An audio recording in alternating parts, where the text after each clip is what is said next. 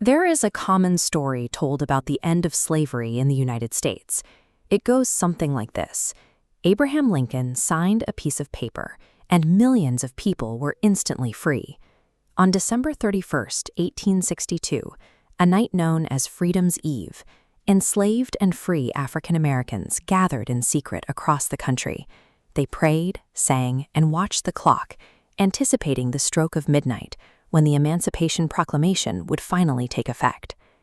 But if we look at the actual text of this document, we see massive caveats. It explicitly declared freedom only for those held as slaves within states currently in rebellion against the United States. It completely bypassed the border states. More importantly, a legal decree issued in Washington had no actual authority deep in Confederate territory. Without the physical presence of the Union Army to enforce it, that piece of paper couldn't break a single chain on the ground. This disconnect was most severe in Texas. Geographically isolated from the advancing Union Army, the state became a haven for enslavers who actively hid the news of emancipation. Because of this suppression, 250,000 African Americans were kept in bondage for an additional 2.5 years. The gap between Lincoln's pen and the actual end of slavery shows that a legal decree is only as powerful as the army willing to back it up. That enforcement finally arrived on June 19, 1865. Union Major General Gordon Granger sailed into Galveston, Texas, backed by 2,000 troops. Looking at the top half of this handwritten military ledger, we see General Order No. 3.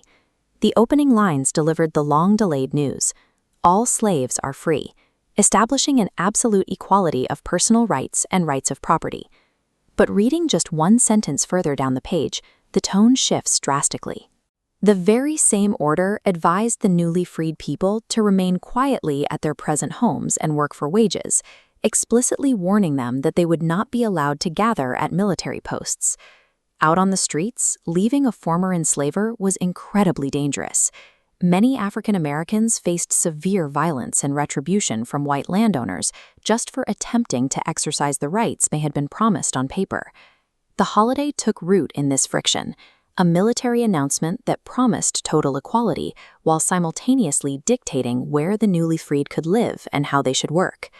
Yet the newly freed African Americans of Texas took that flawed delivery of justice and built something enduring. Exactly 1 year later, in 1866, they organized the first community-driven Juneteenth celebrations. Finding space to celebrate was an immediate hurdle.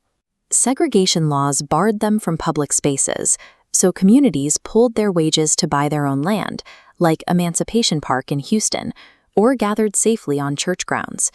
They established culinary traditions that remain central to the holiday today. A proper Juneteenth menu is anchored by red foods. Think strawberry sodas, red velvet cake, and heavily spiced barbecue. This color palette traces back to the enslaved Yoruba and Congo peoples, drawing on West African traditions involving the kola nut and hibiscus.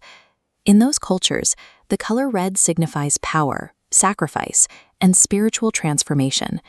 Serving these specific foods and gathering in these self-funded parks were deliberate acts of political defiance.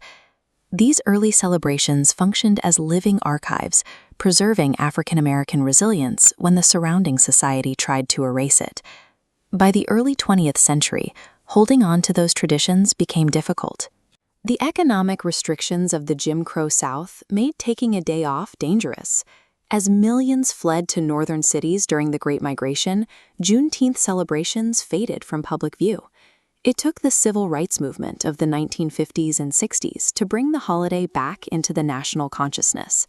Civil rights leaders and the Black church rallied around unfinished emancipation, using Juneteenth to highlight systemic inequalities that still existed a full century later.